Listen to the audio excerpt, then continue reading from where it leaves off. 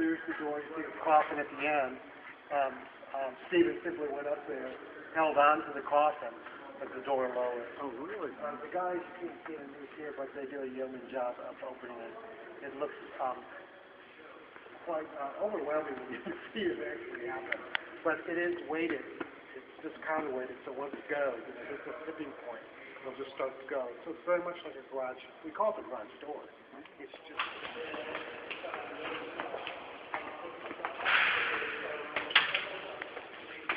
At a start, the stage is basically it's a fairly intimate stage. It's 51 feet wide by 35 feet high at the proscenium and 89 feet to the grid up there.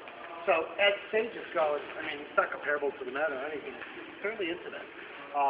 Now off stage it's not. We've got roughly 50 by 50 this way and 50 by 50 this way. The gantries were put in that move around with motors, chain motors on everything. So it makes it a little easier to shift when you're doing in rest. What you're seeing over there, that piece of scenery there, is a bridge, and actually you can see stuck in the corner is the entire deck against that flat wall for butterfly. So that's butterfly over there, with the exception of a Buddha that we passed somewhere as we walked by. Yeah, the Buddha's right here on this side of the thing. So this will roll back, that will roll forward, deck will go here. During which one you saw. The house simply was one unit that just rolled a stage behind the curtain, and one was done in the foundation of that. While that rolled that way, the outdoor rooftop slowly moved this way, and did this back and forth, started seeing the final act of slowly. Half of it was there, half of it was on the other side, hooked together. I say jump. But it takes a lot to build all of that area up there. So this is pretty spacious considering. That was probably close to 50. I'd say around 30. Still around 30. As you see, it's mostly flying that go up and down. A lot of the stuff that travels back and forth is just controlled by supers. I think it's all the challenge here, of course, as the noise is fitting two shows in the same space by two different designers, two different needs. Stuff is packaging fairly tightly. Some stuff actually has to come down when other stuff goes up in the air, just there is space. It'll roll. It'll be too close. So, pointing to two different light plots in here. Donald Holder, who designed this show, versus two different designers, two different places, two different times. So it's a little bit difficult. You'll see monitors, TV monitors all around. This is a little challenging because Don Holder lit this show with lots of sidelights. So you had to find a place to position monitors with fingers, especially when they're hanging out to the edge. Let's see how the movers go. That's all the moving lights. They just blend in supers. One of the chief climbers who we sort of use as the coordinator, Robert, he owns a rock climbing gym here in Dallas. And we had, I think, a national tree climbing champion in Dallas. We had two or three circus performers in Dallas in the circus school. So, and knock on wood, today was our first injury.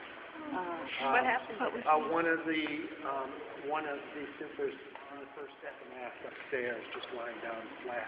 He tried to go on and it didn't work. So he stayed upstairs, but he was walking, so we assumed it would be very sore tomorrow. And we had one super cut his foot on the side, which is pretty amazing when you consider the amount of physical activity. There's been no singers climbing the wall? We tried that. It didn't work. But, you definitely had singers climbing. Yeah. We did. Stephen Costello, Jonathan, they all had a hook coming out of their costume. They all had harnesses on under their costume, and they all flipped off when they went above 8 or 10 feet. They fell. The ones that were lower didn't. But we had about 30-some harnesses in the show, not including, as you knew, Pip had the harness up. No mystery. John, I was talking to Chris Craig when he was upstairs last week. He said that after Fred fight done well. And if you were wondering, yes, that was his little boy that he brought out. He was Backstage.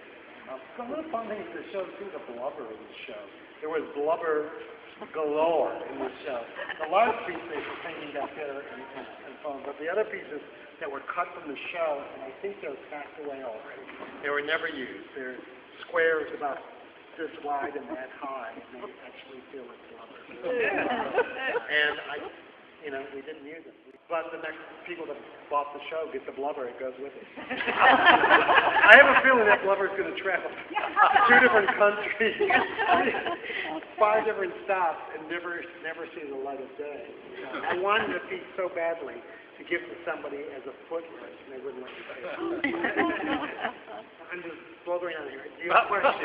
Do you have any questions about anything back here? Like it's the figures union about the degree of the rank, and it can be no more than 10%. Well, we stopped measuring it right down here because, to be honest, after it got to there, we didn't force them to stand on that side. But down there, it's actually quite gentle, about 7 or 8%. Like, but up there, that's good. And they were just really like they let go. That's the right? Oh, the director came and placed them. I mean, how do you rehearse this? We did ladders and stuff. No, that is, we have an Dale Scenery here in town, one of the best scenic studios. In fact, one of the reasons I told the Joe May that I actually accepted this job, they were one of the reasons of this company, because I fear we were the bad scenic studio. Building stuff. We would actually probably have to go to New York. In my mind, it's genius.